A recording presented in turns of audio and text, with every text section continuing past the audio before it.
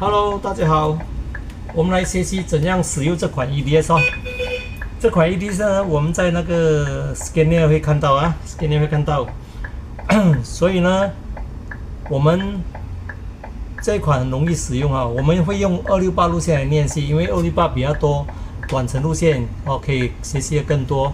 我们很自然输入268，我们按 Enter 哈，按 Enter， 很自然它会出现268啊。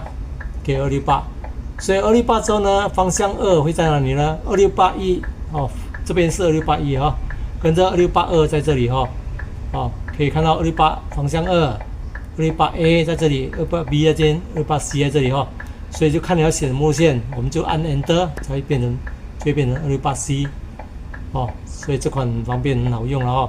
所以当你输入了一个路线268，很自然这边268都在这两个的按钮的选项里面哈，我们换个70号来看看啊，因为70号本身也是有70A、70B 和70M， 我们输入70，我们按 Enter，OK，Enter 过后呢，很自然，这时候这边都是70号所有路线，所以70号方向1在这里，方向2在这里，70方向2，70号 A 在这里，70号 B 在这边，70M 在这里，哦。所以很自然，所以这两个按钮是一个选项哈。